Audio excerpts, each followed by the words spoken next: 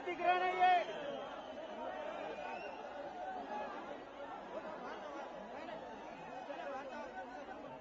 मंचावर बसलेले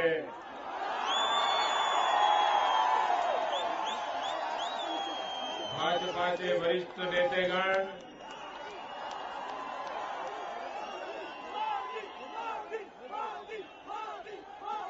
आणि भाजपाचे उमेदवार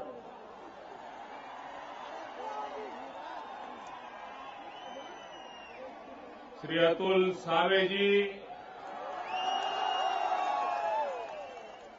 श्री किशन चंद तनवानी, श्री मधुकर सावंत, श्रीमान हरिभाऊ बागड़े, श्री सुरेश बनकर, श्री विनायक हिवाले, श्री एकनाथ जाधव, श्री संजय गवाणे जी, प्रशांत बाम जी, संतोष दानवे, अरविंद चौहान जी, नारायण कुचे जी, बबनराव लोनीकर जी, श्री विलास खराज जी और विशाल संख्या में पधारे हुए मेरे प्यारे भाइयों और बहनों,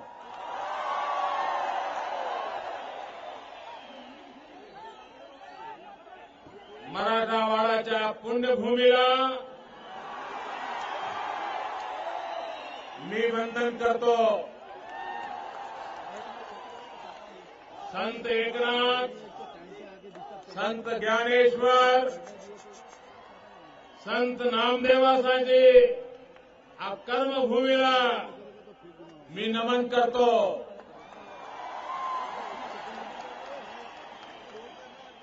आणि हा स्वामी रामतीर्थची पुण्यभूमी आहे.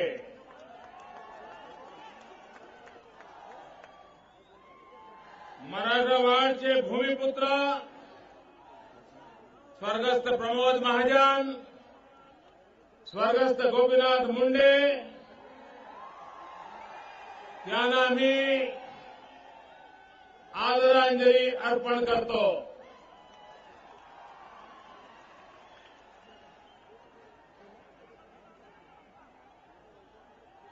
भाइयों बहनों,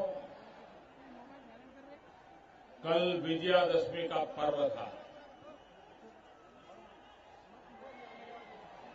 और आज मैं आपके बीच में हूं. आज महाराष्ट्र में मैंने चुनाव प्रचार का अभियान बीड से शुरू किया. गोपीनाथ मुंडे की भूमि से शुरू किया.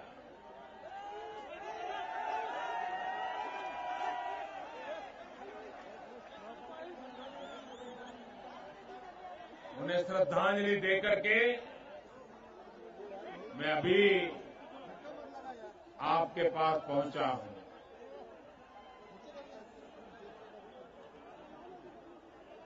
ये चुनाव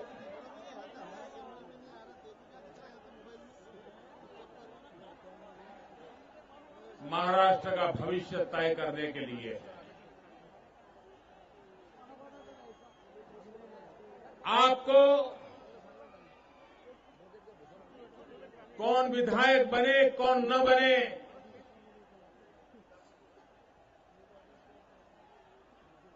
इससे ज्यादा ये सोचने की जरूरत है महाराष्ट्र कैसा बने.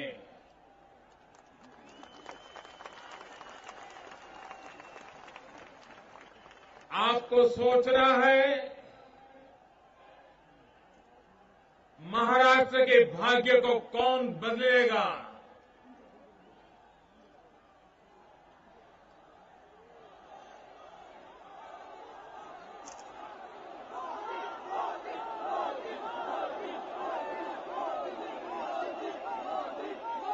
मेरे प्यारे भाइयों बहनों, मोदी तो आपका सेवक है, लेकिन महाराष्ट्र का भाग्य तो बदलेंगे महाराष्ट्र के करोड़ों मेरे भाई और बहन मिलकर के भाग्य बदलेंगे।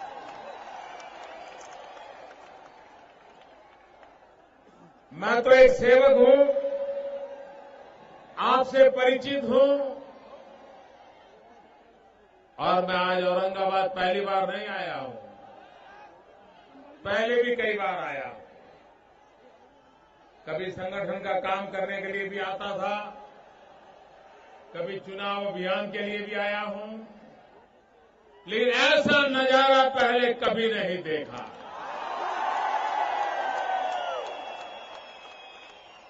हवा का रुख क्या है वो इसी से पता चल जाता है।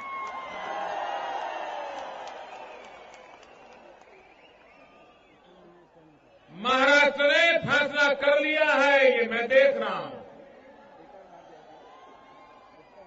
कांग्रेस मुक्त महाराष्ट्र बनाने का निर्णय महाराष्ट्र की जनता कर चुकी है।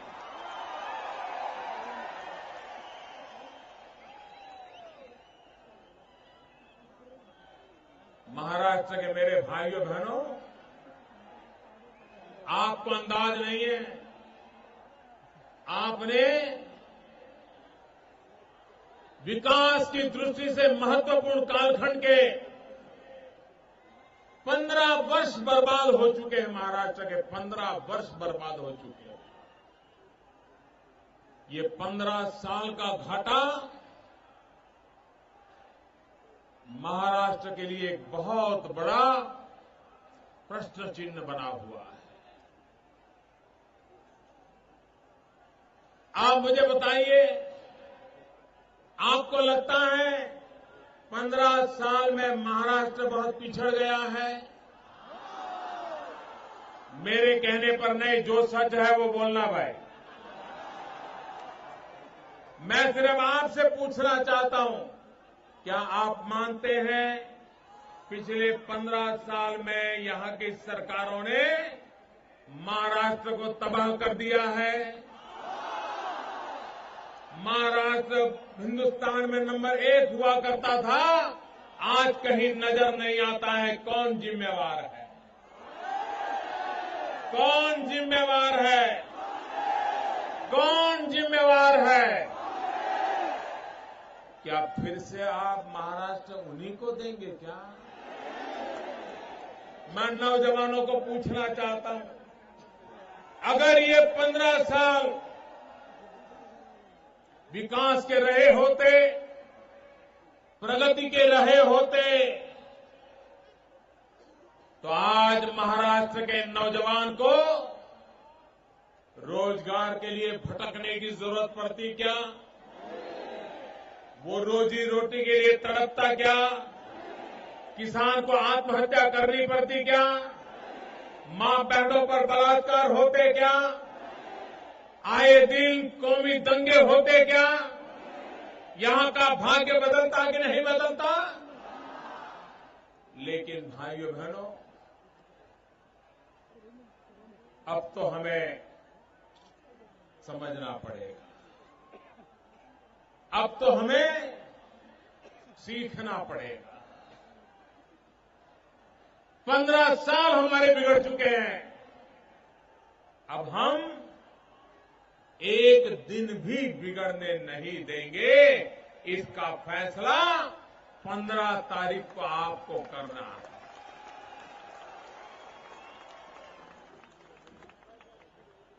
गुजरात तो महाराष्ट्र का छोटा भाई है। महाराष्ट्र गुजरात का बड़ा भाई है।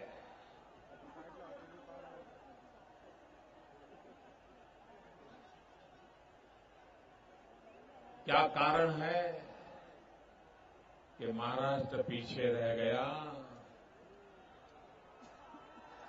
भाइयों बहनों, महाराष्ट्र सिर्फ महाराष्ट्र के लोगों का भाग्य बदलने वाला प्रांत नहीं है।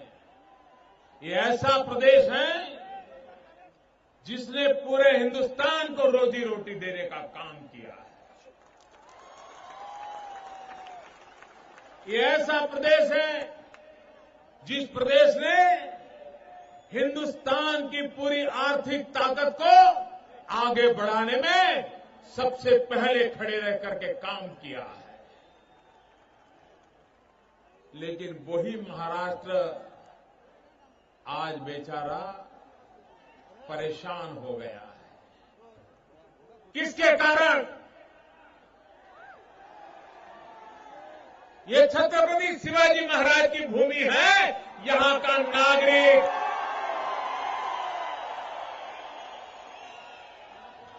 नागरिक कभी पीछे रहने के लिए पैदा ही नहीं हुआ। चाहे बात वीरता की हो, चाहे बात संतों महंतों की हो, चाहे बात आजादी के सेनानियों की हो, महाराष्ट्र हमेशा हमेशा हिंदुस्तान में सिरमौर रहा है। लेकिन उसी महाराष्ट्र को तबाह कर दिया। महाराष्ट्र तबाह होने से एक प्रदेश तबाह नहीं हुआ है, पूरे हिंदुस्तान का अर्थकारण तबाह हो चुका है। भाइयों बहनों, दिल्ली में अगर मोदी सरकार को भी सफल होना है, आर्थिक विकास की ओर आगे बढ़ना है, तो महाराष्ट्र के आगे बढ़ने के बिना दिल्ली भी आगे नहीं बढ़ सकता है।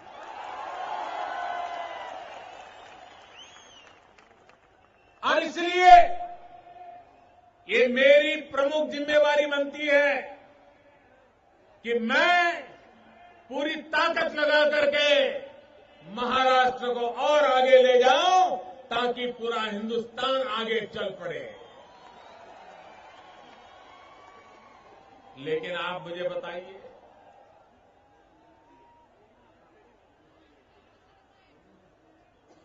अगर ऐसी ही सरकार रही तो मैं दिल्ली से कुछ भी भेजूं, कहां जाएगा? मैंने कहां जाएगा? कहां जाएगा? अरे आप बोलो तो कहां जाएगा? कहां जाएगा? क्या जाने देना है क्या? सही उपयोग होना चाहते हैं कि नहीं चाहते? अगर मैं आज महाराष्ट्र में कुछ करना चाहूं तो ये सरकार मुझे कुछ करने देगी क्या? अरे स्टेज पर भी मेरे पास नहीं बैठेंगे ये लोग।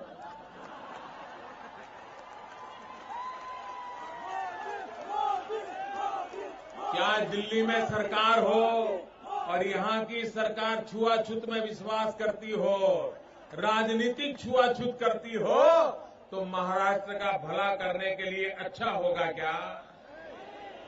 तो महाराष्ट्र को कैसी सरकार चाहिए? महाराष्ट्र को कैसी सरकार चाहिए? महाराष्ट्र को स्थिर सरकार चाहिए। महाराष्ट्र को भाजपा की सरकार चाहिए, ताकि मैं दिल्ली से कुछ करना चाहूं तो यहां की सरकार फाटक बंद न कर दे, रास्ते रोक न ले। भाइयों बहनों, ये जमाना लोग कहते हैं हाईफाई जमाना है, हाईफाई जमाना है। कोई कहता है वाईफाई का जमाना है। मैं कहता हूं हिंदुस्तान के लिए ये सफाई का जमाना है। हाईफाई भी होना है, वाईफाई भी चाहिए, लेकिन सफाई के बिना कुछ नहीं होना। आप मुझे बताइए, आज पूरे विश्व में टूरिज्म एक ऐसा क्षेत्र है जिसका विकास सारी दुनिया में तेज गति से हो रहा है, तेज गति से हो रहा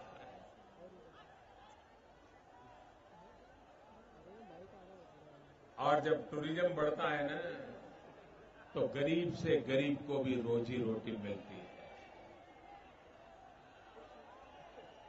बिस्किट बेचने वाला भी कमाता है, चना बेचने वाला भी कमाता है, पानी बेचने वाला भी कमाता है, ऑटो रिक्शा वाला भी कमाता है, टैक्सी वाला भी कमाता है, चाय वाला भी कमाता है।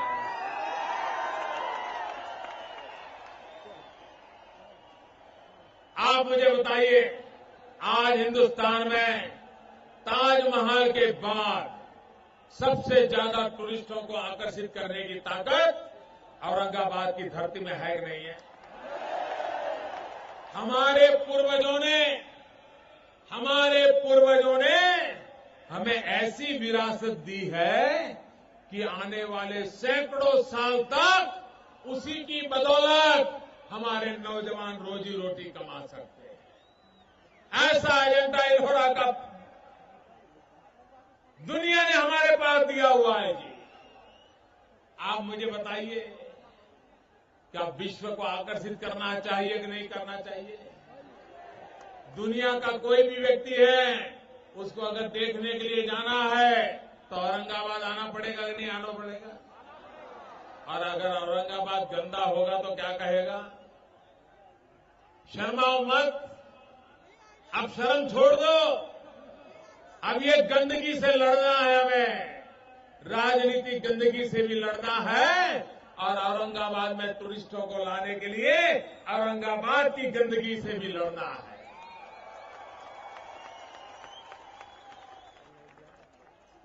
तभी तो टूरिज्म बढ़ेगा भैया।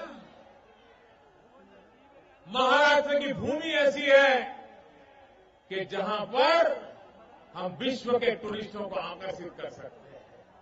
यहां के नौजवान को रोजगार मिल सकता है, रोजी रोटी मिल सकती है, गरीब से गरीब व्यक्ति की कमाई हो सकती है। उसके लिए इंफ्रास्ट्रक्चर चाहिए, उसके लिए सारे दुनिया में हिंदुस्तान का डंका बजना चाहिए, तब जाकर के टूरिस्ट आता है। मुझे बताइए भाइयों, ये कांग्रेस पार्टी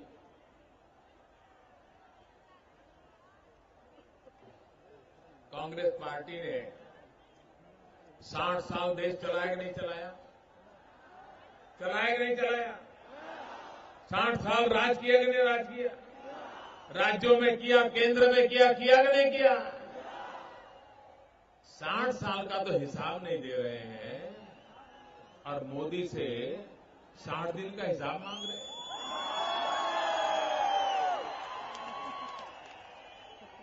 मैं जरा उनको पूछना चाहता हूं, आप मुझे बताइए भाइयों, ये हमारा हिंदुस्तान हजारों साल पुराना है कि नहीं है?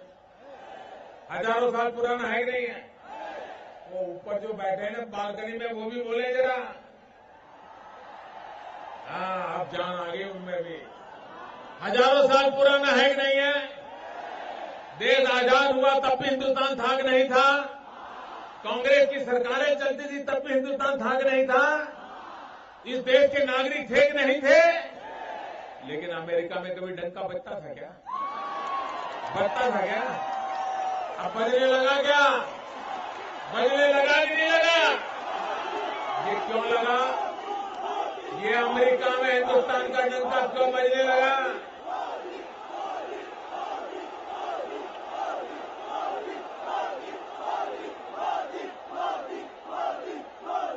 मेरे भाइयों बहनों, ये हिंदुस्तान का डंका अमेरिका की धरती पर मोदी के कारण नहीं बज रहा है। ये मोदी का जादू नहीं है, मोदी का करिश्मा नहीं है, ये तो हिंदुस्तान के 125 करोड़ देशवासियों की ताकत है।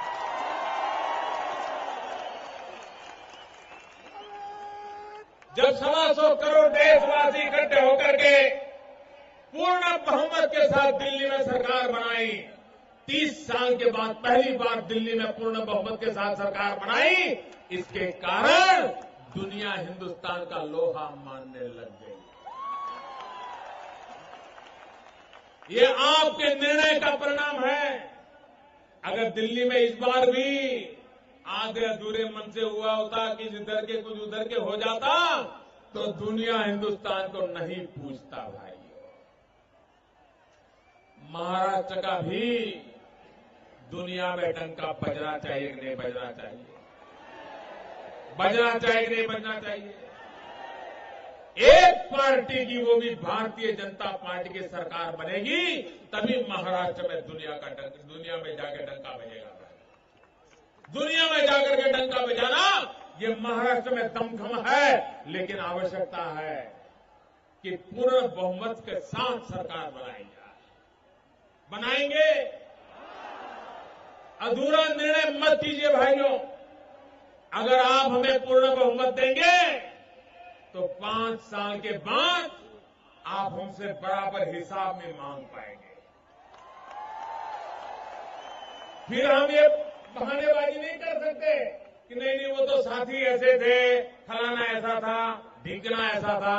ऐसा नहीं कर सकते। जिम्मा हमारा रहेगा और जवाबदारी हमारी रहेगी। मुझे बताइए, ये लोड शेडिंग जा सकता है नहीं जा सकता है? जा सकता है नहीं जा सकता है? तो क्यों गया नहीं? भाइयों बहनों, उनको आपकी चिंता नहीं थी, उनको अपनी ही चिंता थी। और ये राष्ट्रवादी कांग्रेस हो या भारतीय राष्ट्रीय कांग्रेस हो, नाम भले अलग अलग हो, उनका गोत्र एक ही है। ये सब पुराने कांग्रेसी हैं, उनकी आदतें भी एक जैसी है, उनके तौर तरीके भी एक जैसे ही हैं, उनका कामकाज भी एक तरीके का है, उनका मकसद भी एक तरीके का है। ये राष्ट्रवादी नहीं है, ये भ्रष्टाचारवादी है। ये भ्रष्टाचारवादी लोग हैं और ये देश को मुक्ति दिलानी होगी भ्रष्टाचार से। मैंने बिड़ा उठाया है, दिल्ली में पूरी ताकत से लगा हुआ हूं, महाराष्ट्र में भी मैं लग सकता हूं। इन्होंने कुछ नहीं छोड़ा। बोलो, आप कोई भी योजना बोलिए, आपको पता चलेगा मालगुल, डब्बा गोल। यही किया इन्होंने। जिन्होंने तिजोरी को खाली कर दिया है, उनके लिए ईवीएम मशीन भी अब खाली हो जाना चाहिए। उनको यही सजा है, सबसे बड़ी सजा यही है भाइयों। मशीन जब मशीन खाली निकलने चाहिए।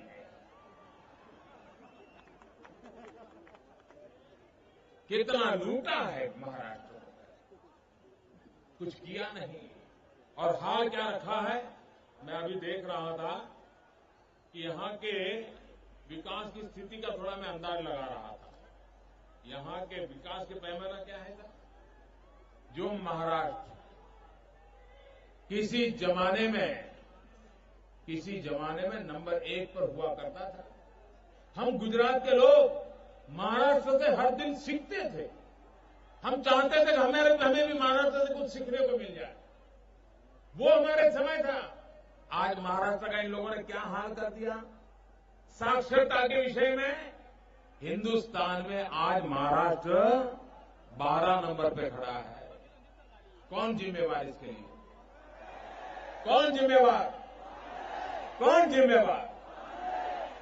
बेरोजगारी खत्म करने का काम महाराष्ट्र 6ठे नंबर पे खड़ा है। कौन जिम्मेवार मेरे भाइयों? इतना ही नहीं, विकास दर के मामले में महाराष्ट्र 15वें नंबर पे खड़ा है हिंदुस्तान में। छोटे छोटे राज्य उससे आगे निकल गए, जो 1 नंबर पे हुआ करता था। कौन जिम्मेवार मेरे भाइयों? आपके भीतर जब तक कांग्रेस के प्रति गुस्सा नहीं होगा, तब तक 15 तारीख को उनको सबक सीखने का मौका नहीं आएगा। इन्होंने बहुत बड़ा नुकसान किया है देश में। एक छोटे मोटा राज्य कहीं पीछे रह जाए तो देश को बहुत बड़ा नुकसान नहीं होता है, लेकिन महाराष्ट्र जैसा राज्य अगर पीछे रह जाए तो पूरा हिंदुस्तान पीछे चला जाता है। ये ताकत है महाराष्ट्र। और इसलिए मुझे चिंता है इसलिए मुझे चिंता है कि महाराष्ट्र को ऐसा नहीं छोड़ा जा सकता। महाराष्ट्र के नौजवान के भविष्य को ऐसे तबाह नहीं होने दिया जाएगा। भाइयों बहनों, आप मुझे बताइए, पेट्रोल का दाम कम हुआ है कि नहीं हुआ है? जरा सच्चाई बताना। ये आपको सच तो बोलना पड़ेगा। कम हुआ कि नहीं हुआ? डीजल का दाम कम हुआ कि नहीं हुआ? 5 साल में पहली बार इन्फ्लेशन रेट कम आया कि नहीं आया? महंगाई कम करने की दिशा में मैं ईमानदारी से काम कर रहा हूं कि नहीं कर रहा हूं? भ्रष्टाचार को खत्म करने के लिए मैं ईमानदारी से काम कर रहा हूं नहीं कर रहा हूं? सरकार बनने के लिए पहले दिन मैंने काला धन वापिस लाने के लिए एसआईटी बनाई कि नहीं बनाई? जजिस की कमेटी बनाई कि नहीं बनाई? वो काम कर रही है कि नहीं कर रही? और मैं कहता हूं भाई, चप्पे चप्पे को खोज के निकाल के रखूंगा, मैं बता के रखूंगा।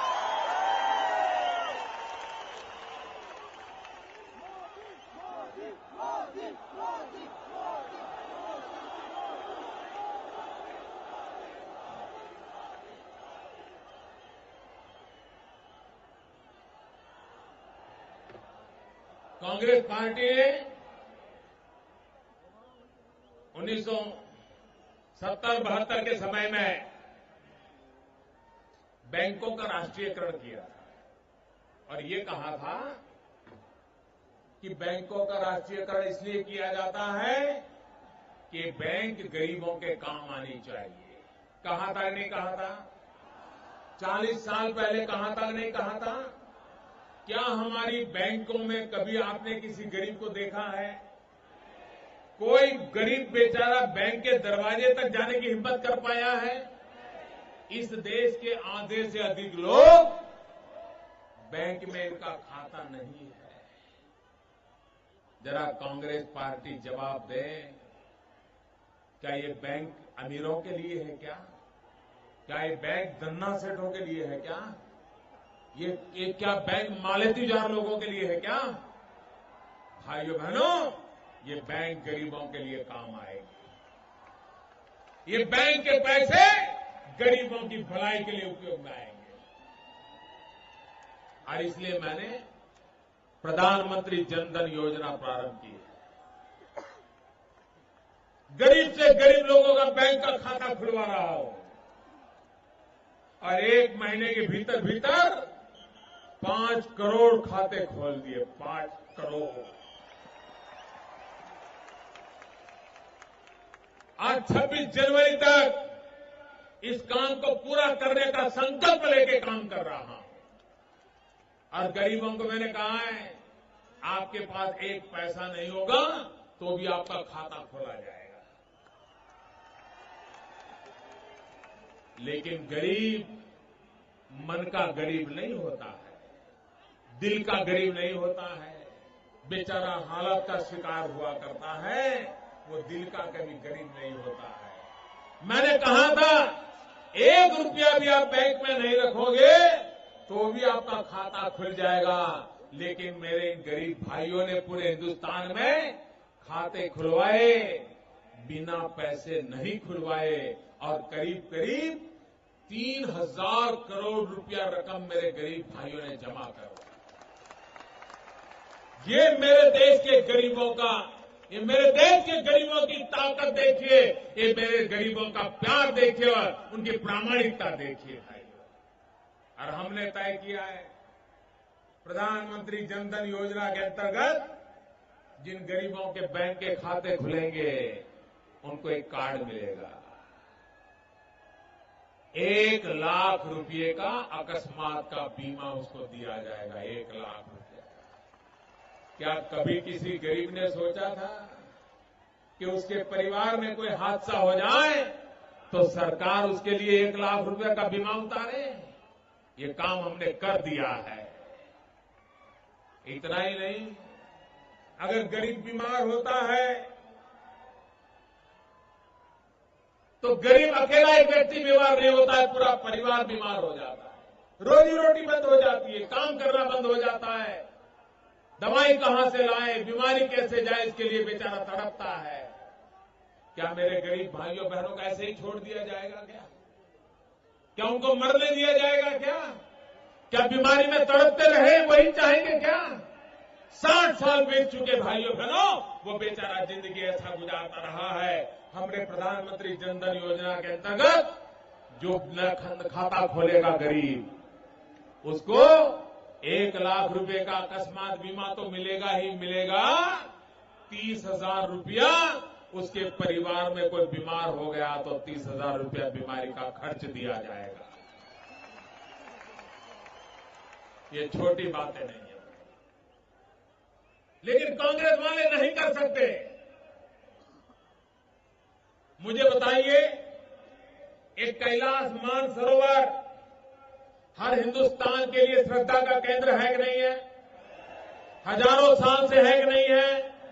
हर हिंदुस्तानी के मन में कैलाश मानसरोवर की यात्रा करने का मन होता है कि नहीं होता है? लेकिन आज लोग जा नहीं पा रहे। क्यों? बहुत कठिन रास्ता है और हर वर्ष यात्रा में एक दो लोग तो मरते ही है। कठिन से कठिन रास्ता है और बड़ी उम्र का व्यक्ति तो जा ही नहीं सकता। भाइयों बहनों, आप मुझे बताइए, क्या ये रास्ता नहीं खुल सकता था क्या? इस समस्या का समाधान नहीं हो सकता था क्या? मैंने चीन के राष्ट्रपति आए थे, उनको कहा कि हमारे देश के कोटि कोटि लोग कैलाश मानसरोवर यात्रा जाना चाहते हैं, हमें वो रास्ता खोल दीजिए ताकि बाय कार यहां से सीधे कैलाश यात्रा पर जा सके और बूढ़े से बूढ़ा व्यक्ति भी जा सके, उसको कोई कठिनाई न हो। और चाइना ने मेरी बात को मान लिया और रास्ता खोलने का निर्णय कर लिया। 60 साल कांग्रेस नहीं कर पाई, हमने 60 दिन में करके दिखाया।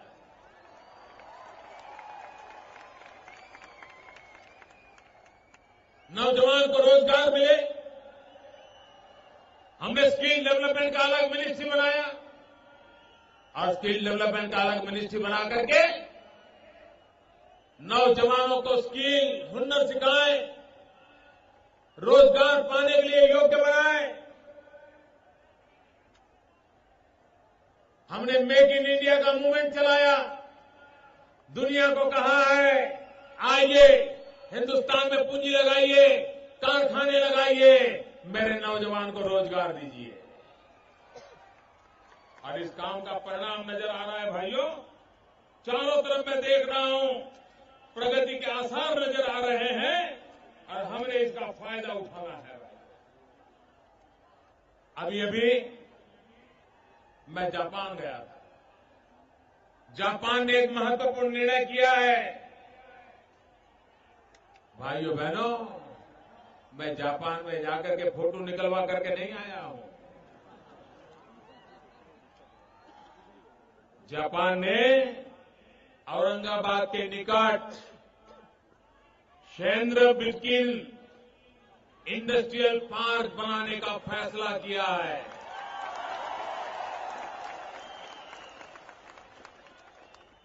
आप कल्पना कर सकते हैं, जापान जब इतना बड़ा इंडस्ट्रियल पार्क बनाएगा, यहां के नौजवानों के लिए कितने बड़े नए भविष्य के रास्ते खुल जाएंगे। भाइयों बहनों, चीन हो, जापान हो, अमेरिका हो, मैंने उन बातों के लिए बात की है। अमेरिका से मैंने क्या बात की? मैंने उनको कहा कि मेरे देश में डेंगू के कारण, मलेरिया के कारण, टीबी के कारण गरीब लोग मरते हैं। आइए अमेरिका और भारत मिलकर के हम रिसर्च करें, डेंगू के लिए वैक्सीन खोजें, मलेरिया के लिए अच्छी वैक्सीन बनाएं, टीबी के लिए अच्छी दवाइयां खोजें और मेरे गरीबों की जिंदगी बचाएं। अमेरिका ने मेरी बात मान ली और अमेरिका भारत मिलकर के टीबी हो, डेंगू हो, मलेरिया हो, उसकी वैक्सीन, आधुनिक से आधुनिक दवाई और सस्ते से सस्ती दवाई बनाने का अभियान दोनों देश मिलकर के करने वाले हैं। मुझे बताइए, मेरा गरीब बचेगा कि नहीं बचेगा? कौन कहता है काम नहीं हो रहा है? लेकिन कुछ लोग कहते हैं। आजकल एक फैशन हो गई है, हम मोदी की कोई आलोचना तो होती नहीं है, वो रुपये खाता नहीं है, खाने देता नहीं है, इसलिए मोदी की कोई आलोचना तो होती नहीं। तो क्या कहते हैं कुछ लोग, मोदी जी ये सब तो ठीक है, लेकिन कोई बड़ा विजन बताओ, बड़ा विजन। 60 साल हो गया, ये बड़ा विजन देखते देखते आपको आंखों के नंबर चले गए कि नहीं चले गए? नए नए चश्मे निकालने पड़े कि नहीं पड़े? ये बड़े विजन की बातें करने वाले लोगों को मैं कहना चाहता हूं, देखो भाई, मैं तो एक बहुत छोटा इंसान, बहुत ही सामान्य परिवार से आया और इसलिए मेरा मन तो छोटे छोटे काम ही करने के लिए बना हुआ है। और भाइयों बहनों, मैं इंसान भी छोटा हूं, सामान्य परिवार से आया हूं, समाज में पिछड़ी अवस्था से गुजरते गुजरते यहां पहुंचा हूं, चाय बेचते बेचते आज आपके पास। और इसलिए भाइयों बहनों, मैं छोटा हूं, छोटे छोटे लोगों के लिए ही सोचता हूं। बड़ों बड़ों के लिए सोचने वाले बहुत हैं, मैं तो अपने आप को छोटे छोटे लोगों के लिए समर्पित करने के लिए निकला हुआ। मैं छोटा हूं, छोटे लोगों के लिए काम करता हूं, लेकिन छोटे लोगों के लिए बड़े बड़े काम करने का इरादा रखता हूं। और एक बार छोटे छोटे लोगों के लिए बड़े बड़े काम हो गए तो मेरा हिंदुस्तान कभी छोटा नहीं रह सकता, मेरा हिंदुस्तान कभी पीछे नहीं रह सकता, मेरा हिंदुस्तान नई ऊंचाइयों को पार कर सकता है। इस संकल्प के साथ मैं आगे बढ़ना चाहता हूं। भाइयों बहनों, आपने यूपी की सरकारें बहुत देख ली, अब उस ग्रह योगों से बाहर निकलिए। अब एक दल की पूर्ण बहुमत वाली सरकार बनाओगे, भाजपा की पूर्ण बहुमत वाली सरकार बनाओगे। मैं दिल्ली में बैठा हूं, आपको समर्पित हो जाऊंगा, मैं वादा करता हूं, मैं वादा करता हूं आपको। आपकी 15 साल की जो कठिनाइयां हैं उसको दूर करने का मैं वादा कर रहा हूं, ये जिम्मेवारी मेरी रहेगी। भाइयों बहनों, आपको मंजूर है, मुझ पे भरोसा है, आपको भरोसा है हिंदुस्तान के भविष्य पर, आपको अपने आप पर भरोसा है, आपको विश्वास है हिंदुस्तान आगे बढ़ सकता है, आपको विश्वास है महाराष्ट्र आगे बढ़ सकता है, आपको विश्वास है औरंगाबाद आगे बढ़ सकता है, आपको विश्वास है जालना आगे बढ़ सकता है। आइए हम मिलजुल करके आगे बढ़े, संकल्प करें आगे बढ़ने का। मेरे साथ दोनों मुट्ठी बंद करके पूरी ताकत से बोलिए, भारत माता की। ऐसे नहीं, ऊपर गोपीनाथ मुंडे को सुनाई देना चाहिए। भारत माता की, भारत माता की, भारत माता की।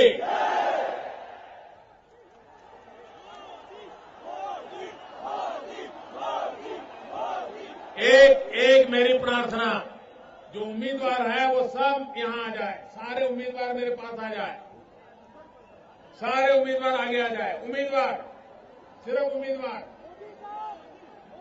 दूसरा, आप सबसे मेरी प्रार्थना है, मेरा एक काम करोगे, करोगे? यहां से जब निकलोगे, आपके अगल में कोई कूड़ा कचरा छोड़ के नहीं जाओगे, कोई प्लास्टिक की बोतल छोड़ के नहीं जाओगे, कोई प्लास्टिक छोड़ के नहीं जाओगे, कोई कागज के टुकड़े छोड़ करके नहीं जाओगे।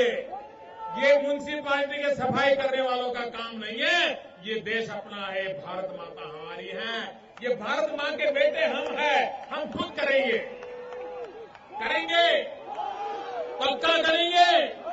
बहुत बहुत धन्यवाद आपका, बहुत बहुत धन्यवाद।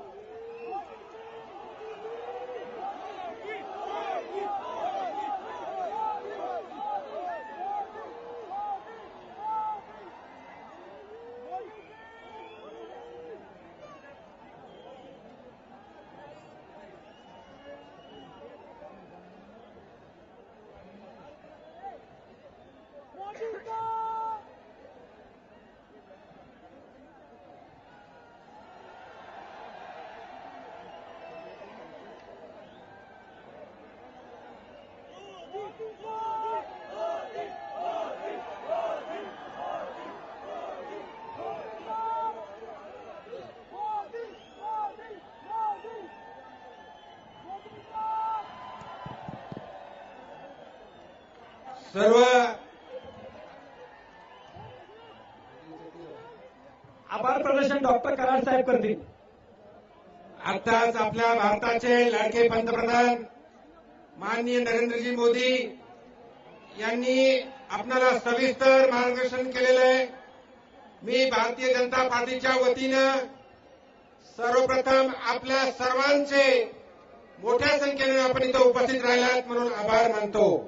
तसेच सर्व पत्रकार, इलेक्ट्रॉनिक मीडिया,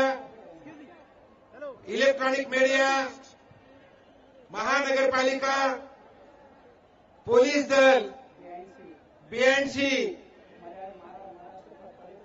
पर्यटन विभाग यांनी आपापल्या ठिकाणी मदत केली म्हणून त्यांचे सुद्धा आभार मानतो आणि सर्वांना विनंती